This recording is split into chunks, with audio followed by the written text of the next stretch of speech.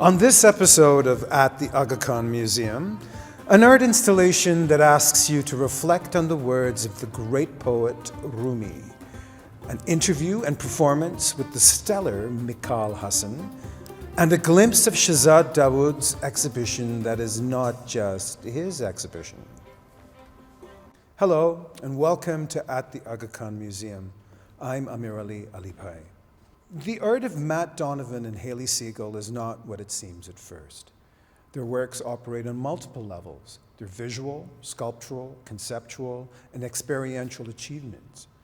The art itself happens inside the viewer. What distinguishes their work is that they're accessible and fun.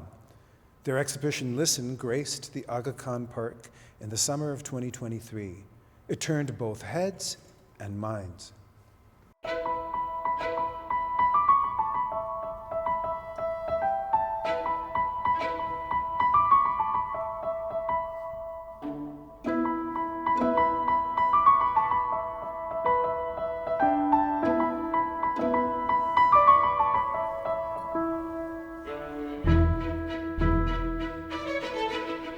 I'm Hallie Siegal. I'm an artist with my partner and collaborator and husband, Matt Donovan. I would describe our work as conceptual art. Matt and I work with words. That is the heart of our work together. We make text-based artwork. What we want the viewer to actually see is not what we've actually written down or represented. We were inspired by the poet Rumi, who has written over time and history about so many things, but most probably deeply just about the nature of the human condition. I think that particular quote appealed to us because a lot of it was about content that isn't necessarily there at first reading. We had the initial idea, and then it was sort of breaking down the math of the situation. Every word sits on a different plane. Our work occupies space. That's one of the strategies we use working with text. So we spend actually quite a lot of time doing site walks and observing the flow of how people move in and around a space. And then I actually created a reflecting pool, a miniature reflecting pool, and then positioned all the words in the reflecting pool. There's a funny tension between the physicality of the upside down words that are suspended and on various planes across in space. We also had to consider wind load and make sure that what we make isn't going to get blown away by 100-kilometer winds. I mean, right away when we put it up, everyone was really, really excited.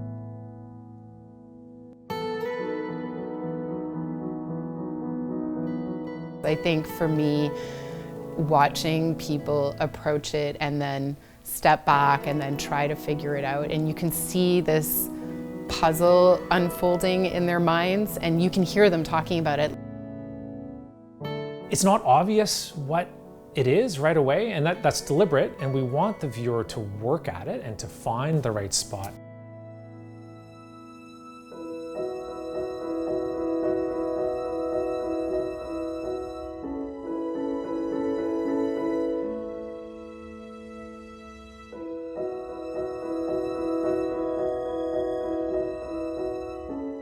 Then at some point there's this aha moment, and that's sort of the most gratifying part to witness if you can catch it.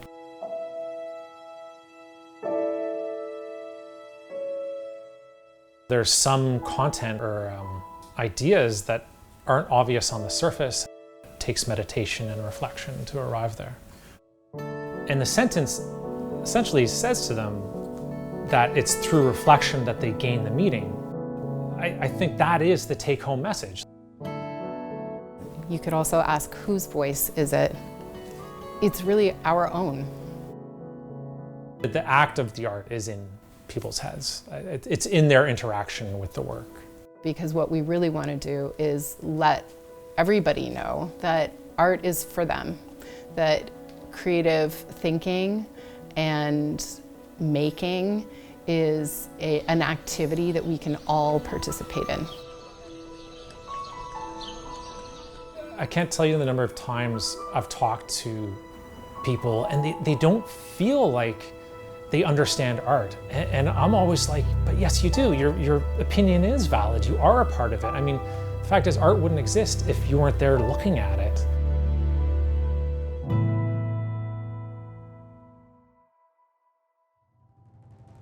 Coming up a little later in the show, a look at an exhibition by Shezad Dawood and an artist no longer with us. And the mutant dances through the book, leading this elderly couple into the Garden of Love.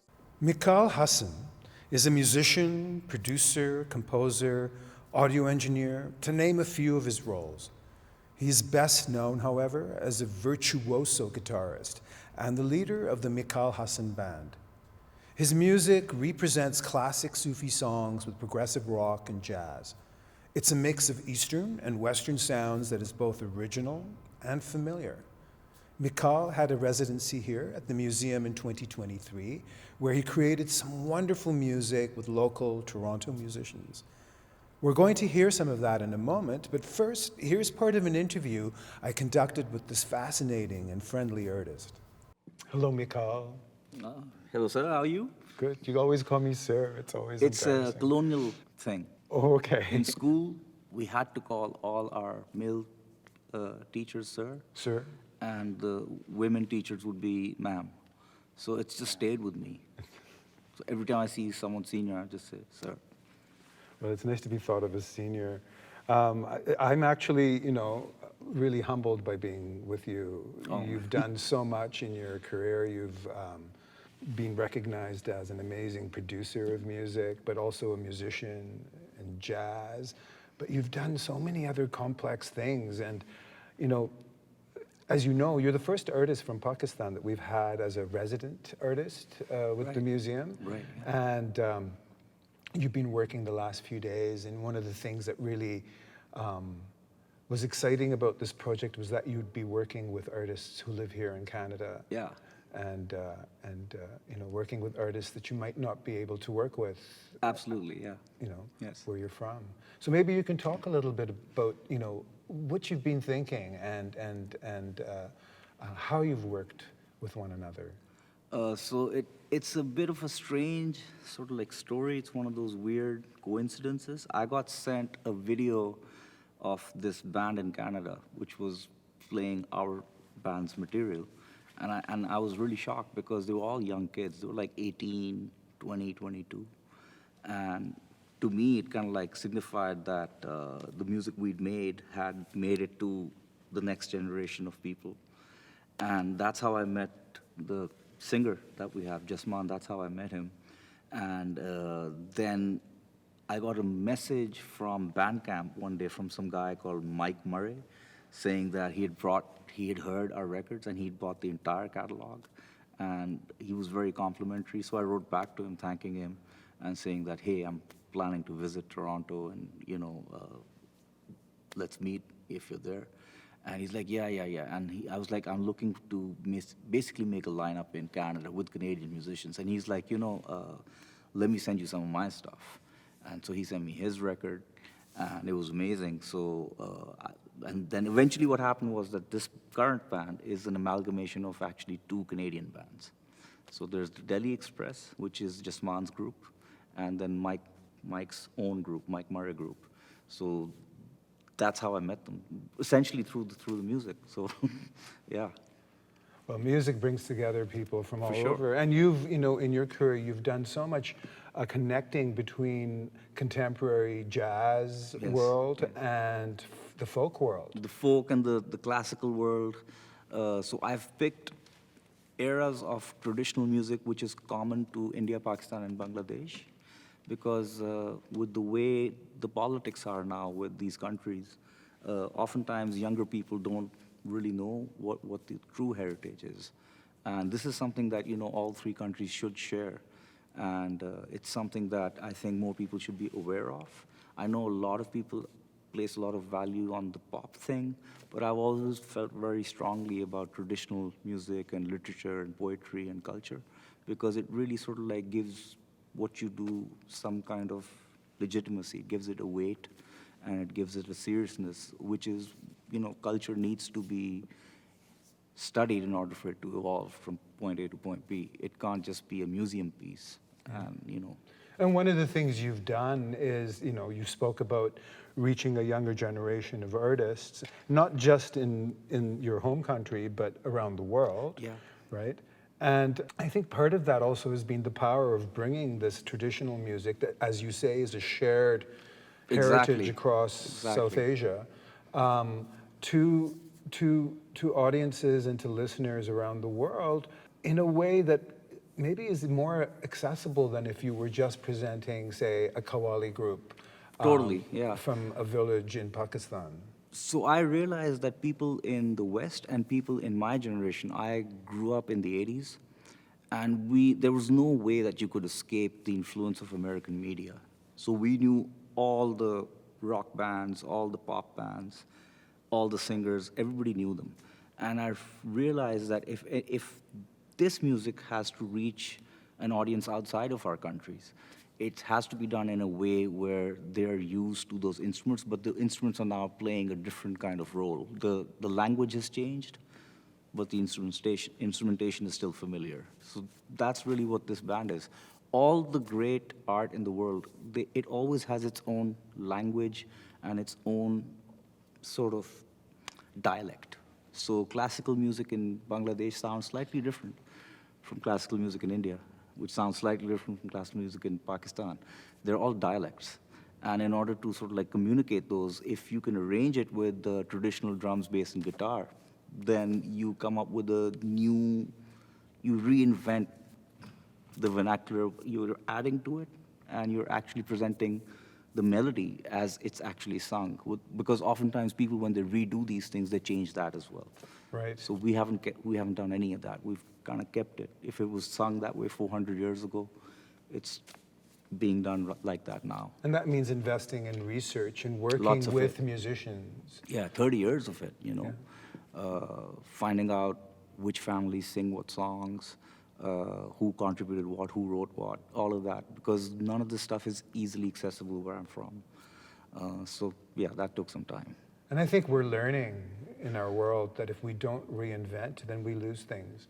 True. And you spoke about the evolution of music. Where do you see the future of the musicians that you've been working with? I'm very interested in the musicians that you've been working with in Pakistan, and whether or not, how you keep in touch with them and would continue to work with them. Well, as it stands, this band has now 3 lineups. We've got one in Pakistan, which is all Pakistani musicians. We've got one in India, and now we've got one in Canada. And my next aim is actually to set up a lineup for the UK, because there's a sizable Desi audience there as well. Right. And the one thing that happens with our music is that it appeals to non-Desis as well, because of the instrumentation and the riffs and the melodies and all of that. But it sounds familiar, yet it's different. So that's something that I'm really looking forward to exploring here as well. Well, it's always a pleasure talking to you. Thank you so much. Thank you. साजन प्रीत लगा के तो तेरे मत जा दूर देश मत जा बस हमारे नगरे मोहे सुंदर मुख दिखला ओ कदिया मिलता बल यार वे ओ कदिया मिलता बल यार वे मेरे लोनो चीख पुकार वे मेरे लोनो चीख पुकार वे ओ कदिया मिलता बल यार वे ओ कदिया मिलता बल यार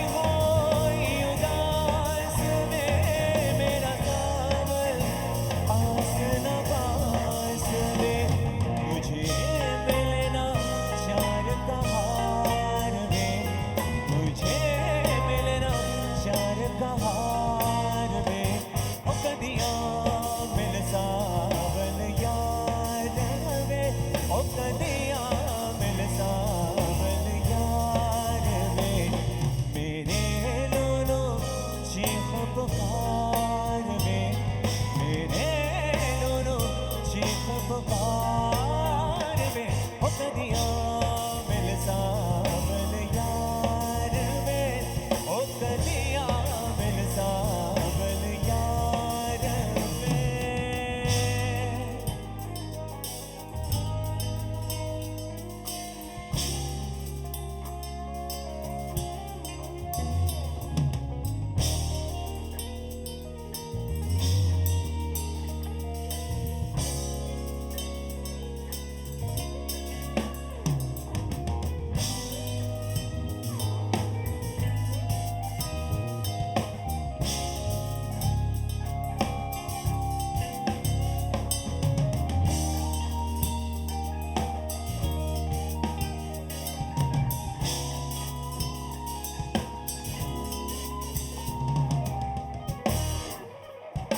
कुछ हर जाएगी बाहों में और प्यार मरीन की राहों में कुछ हर जाएगी राहों में और प्यार मरीन की राहों में मैं तो बैठी सब कुछ हार में मैं तो बैठी सब कुछ हार में हो कदियां मिल सावल यार में हो कदियां मिल सावल यार में मेरे दोनों चीख पुकार में मेरे दोनों चीख पुकार में हो कदियां मिल सावल यार में हो कदियां मिल सावल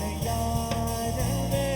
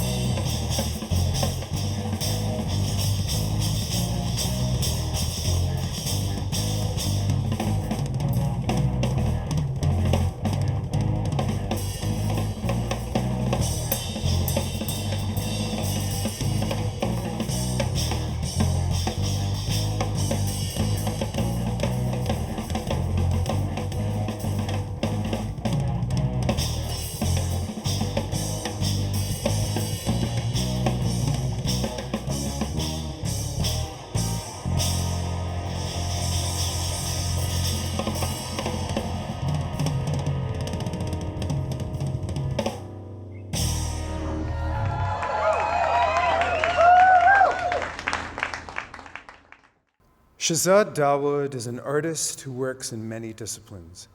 He often looks at possible futures, what he calls imagineering. The exhibition at the Aga Khan Museum, Night in the Garden of Love, not only reflects his tastes, obsessions, and ideas, but also that of another multidisciplinary artist. The exhibition is a collaboration between two visionaries, one alive and one no longer physically with us. It's a conversation of sights, smells, and sounds. Here's Shezad Dawood talking about the installation. My name is Shezad Dawood. I've worked in quite a few media, everything from performance to film, painting, textiles, ceramics, VR, AI. Yusef Lateef was a pioneering African-American polymath composer, musician, author, artist, educator. I'd known Yusef Lateef's music since I was a kid, but it was only when my friend Alina Katzoff did a show of his drawings that I was like, wow, I had no idea that there was this whole other side to his creative output. And then that led me to his writing.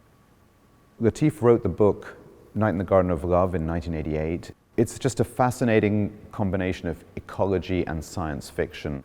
I was also really blown away by the fact that the book is written in a kind of musical tone. And that allowed me to think about how you took a book and made it an experience. I've tried to bring the dialogue between myself and Lateef into 3 dimensions. You have his drawings in direct dialogue with my tapestries, where I've painted plant forms in response. These mannequins represent the mutant, one of the characters in Lateef's novella. I interpreted the mutant as being a plant-human hybrid form, and the mutant dances through the book, leading this elderly couple into the Garden of Love, so I wanted to kind of recreate these as guides. I think it's really hard to say where Lateef ends and I begin. So really, in a way, it's our show, and it's really quite an honor and a privilege to bring Lateef's really important legacy to broader audiences. Thanks for watching at the Aga Khan Museum. We're physically located in Toronto, but you can access our work all over the world. Please check out our stories and performances on our website, YouTube, Facebook, and Instagram. We want to generate conversations about pluralism across the globe. I'm Amirali Alibhai. We'll see you next time.